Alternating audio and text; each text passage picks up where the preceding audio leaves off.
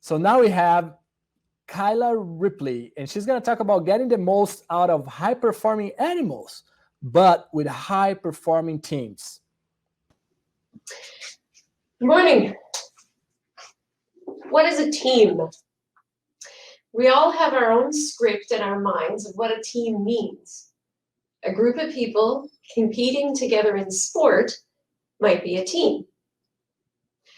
A group of people working on a project makes a team. Maybe a group of people working in a particular department of a company could be a team. Two people in a marriage make a team for sure, and I've been on that particular team for 26 years. We are also a team here today as we set our minds on a common goal to learn something new, to gather information that might be helpful to us, maybe spark a new idea. But to breathe life into any of those scripted definitions, there has to be a common desire, a need or a longing, a purpose or a direction that is singular. If a team of people come together in this way with an openness to each other's contributions, absolutely anything is achievable. I was born and raised on the east coast of Canada, in Newfoundland.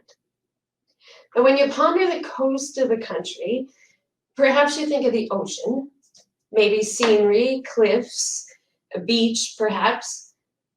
What do people do there for a living? Perhaps they're fishermen, shipbuilders. Obviously, there's some infrastructure that would be common. All of those things are true for sure. For me, having been raised in Newfoundland, I think of people.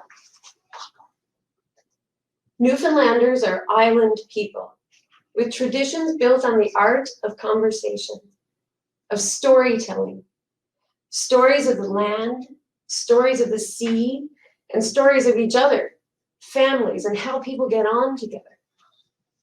Some of the most treasured memories of mine have been sitting in my grandmother's kitchen, with women at the table drinking tea and having a yarn about all the things going on in the harbor. The little community where I came from called St. Lawrence. What most people would not think about when considering the coast and Newfoundland is agriculture. Not pig farming, and certainly not boar studs. Most would not assume those to be part of the coastal environment, and that would be absolutely correct. Not a great lot of farming.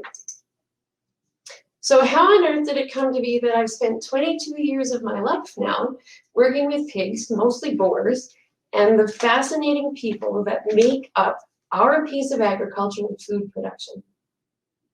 Well, my dad, who first worked in mining and then in the fisheries, recognized early that his child loved animals. And to foster that love, he very unconventionally bought me a cow, then 2 pigs, some chickens, and a rooster. Now, I thought at the time these were my charges, my own farmyard menagerie, as it were. But Dad made it very clear when he insisted on what their names would be. Our cow was to be named T-Bone. Our pigs were Ham Bone and Pork Chop. Our chickens had names like Pepper and Honey. Dad insisted our animals were extremely well cared for, but he never split hairs about their purpose, to feed our family. My love of agriculture and food production grew from there, and my surroundings and home gave me a love of people, sharing ideas and fostering interests, even if they may be unconventional. I've been blessed in my career to merge these concepts together. Fast forward to today, and I work for a company called Carlo Genetics in Manitoba, Canada. Very flatly, we are a boar stud producing live, fresh semen doses. But why do we do that?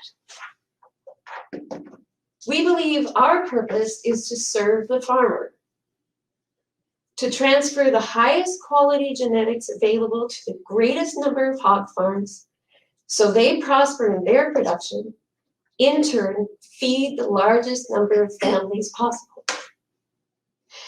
We strive to achieve that purpose through innovative and collaborative management practices with the 6 genetic companies that we work with. Companies who entrust us with their boars through intensive QA and QC programs, by constantly learning and participating in practical research, and by having people on our team who believe in that same vision and have a burning desire to be the best in the industry. Genetic companies entrust us with their high-value animals in order to disseminate the next generation and their vision of the future. So there's no pressure in that at all. In North America and many other parts of the world, the demand for Duroc sires has risen exponentially in the last 4 years. This has painted many AI herds red. And with that change, new challenges have come. A purebred Duroc boar is a much different boar to manage than a white line or a hybrid terminal sire. And boar stud teams have had to grow and learn how to work with these animals, as they simply do not conform to traditional management. Everything from semen quality to age at maturity to environmental sensitivities are more intense with purebred Duroc boars. In AI-centered labs around the world, there is an intense focus on quality. All aspects of the cell and cell environment must be monitored and considered. Technicians have the enormous responsibility of pass-fail decisions and must be made at line speed and reliable to produce the desired end product to go out to the customer. Involving teams in the development and evolution of a program is key to the success of any program. We have very experienced animal handlers. They've been working with animals in some cases for 10, 15 years. These people know how to manage boars. But when more and more Duroc boars came to occupy our spaces, ideas had to shift in order for us to be successful. Duroc boars mature later, 7.5, 8 months of age in some cases. Trouble is, nucleus farms don't have the capacity to keep animals to that age before sending them on to the boar stud.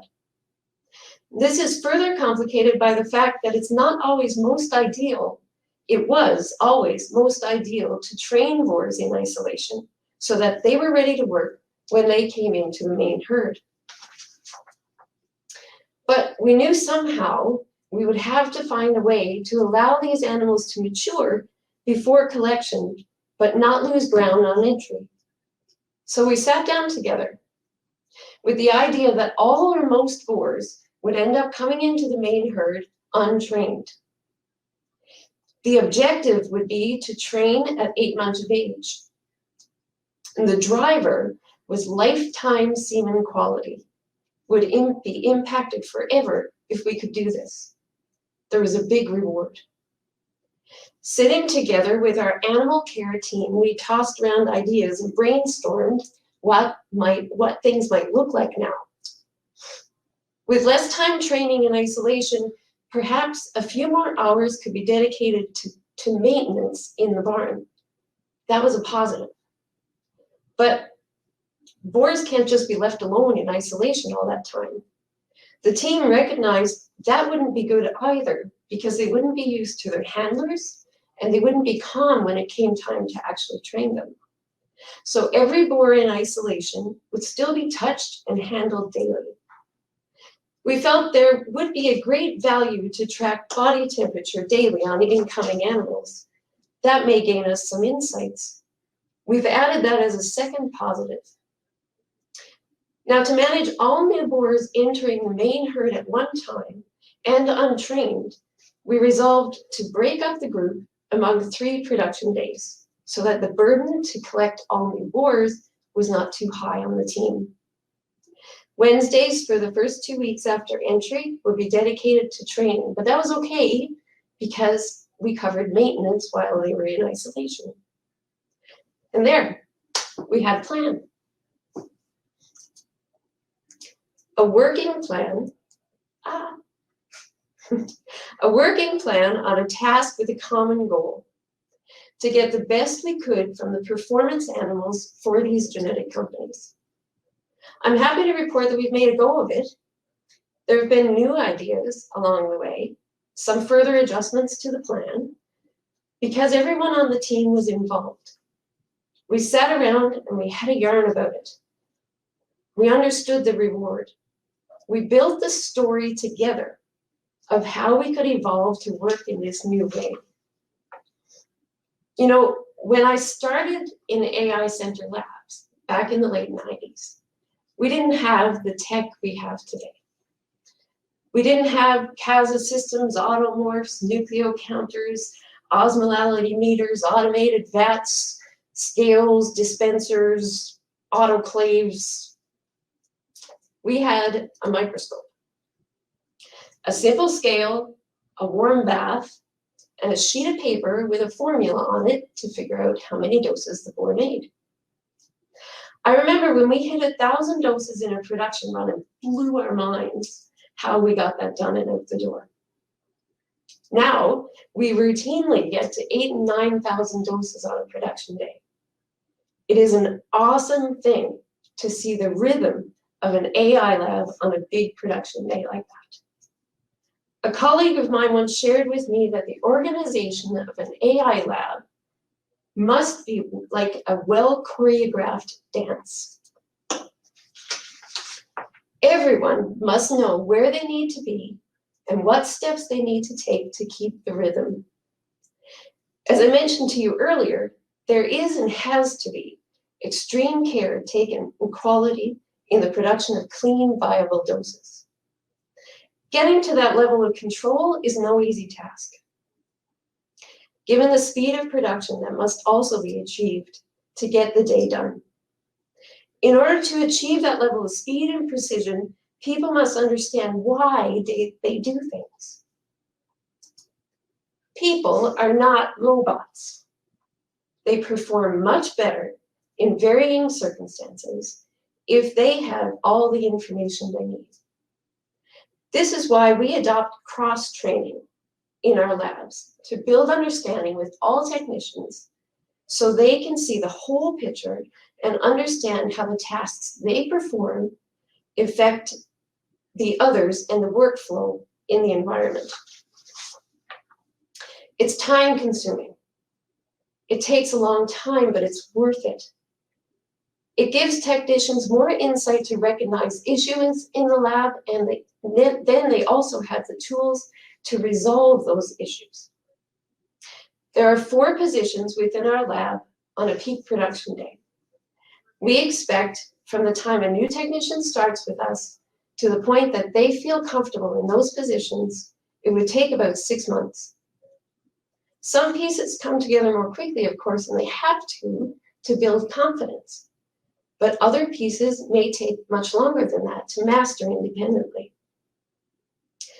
Now, though they are important and have their place, you can't teach a person to dance with an SOP. It takes boots on the ground and time, and the key again is to answer the why question all along the way. It's critical. As part of ongoing training also, we've adopted precision measurement sessions.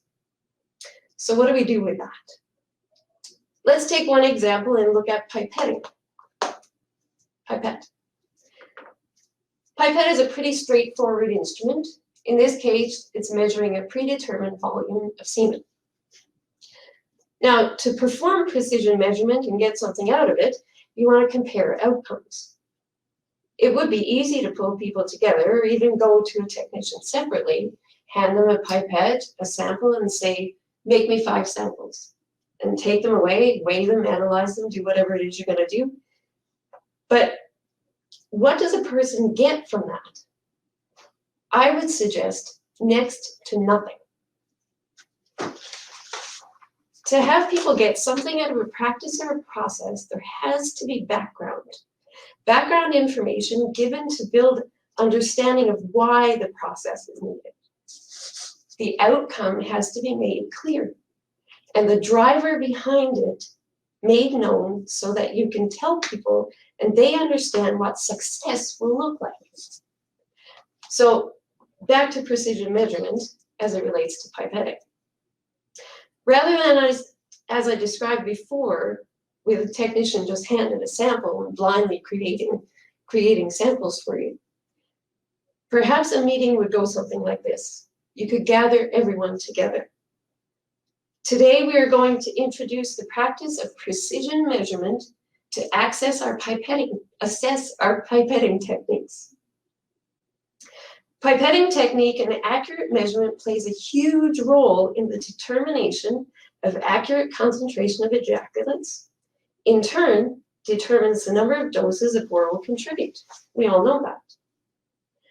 Beyond the individual determination, though, the result of the measurement affects concentration of the end product to our customer. If we participate in precision measurement and hone our skills such that each technician has a minimal variation from the other members of the team, then we do a few things. One of them is we make sure we get the most out of our bores, which means that our genetic companies will be more satisfied with their progress. It also means that the customer's product is at the specified level of viable cells, ensuring as best we can that they have the potential to create great litters. So we all know what great litters do. Great litters means more pigs to market. More pigs to market, more families get fed. And that's what we're about. This small thing has a huge impact. So it's hugely important that we become the best we possibly can and practice. Everyone's looking then, we're all nodding, we're all on the same page, we give instruction, and off we go. So with some background and explanation, the purpose of the task becomes meaningful. There's understanding of the why, and everyone is on the same path. The only outcome in a situation like this with a focused and empowered team is success. It's inspiring to see the success of a focused team. It is a true blessing to be offered ideas from people who are inspired by their work. It is amazing what a team can achieve when the desire to learn and grow is nourished. When there's a common purpose and a clear direction, anything is possible. Thanks. Thanks, Kyla, for that great talk, and I love your storytelling skills. Yes, Dr. Pomo is asking, if you had a magic wand, what improvements would you want the genetic companies to do to better serve the pork chain? Oh my goodness, a magic wand. Yeah, if you could ask anything for the genetic companies when it comes to boar studs or your day-to-day activities. When it comes to, well, genetic companies do a very good job. I believe wholeheartedly that everyone is out there to do the absolute best that they can. So I guess my magic wand, if I was thinking singularly about boar studs, is that I would love to see more time allowed on the sow farm for the boars. So boars are typically coming off at 5.5, 6 months of age at selection and going to the boar stud. And I understand that because you want to minimize that generation gap from a genetic progress situation. But immunologically and developmentally, I think that the boars would benefit from having more time before they come to the stud. So I guess for my very singular purpose, that would be my wish. I see. And you mean more from they are too young sometimes when you're putting them to work, or? When they come off test, Typically, they arrive at the isolation of an AI center at about 5.5, 6 months of age. And I think that we could achieve more balance in that animal and achieve more potential, perhaps, if we saw them older to the isolation before they start working. Very good. Well, Phil Hard was asking, yes, the why is so important. It's crucial to move beyond so that the team feels empowered and a reason to follow the SOP in the first place. Any thoughts on that? Completely agree. Yes. As I said, you can't teach people to dance with an SOP, right? Yeah. The Charleston wasn't learned by instructions on a sheet. So to tell people the why of what's happening gives them the ability to make decisions, right? You're empowering those people to see, if I do A, B happens. If something's gone wrong with B, then C won't work. And so informing why things happen along the way helps people every day to make the decisions they need to make, and it makes things more efficient. I love it. Thanks so much, Kyla.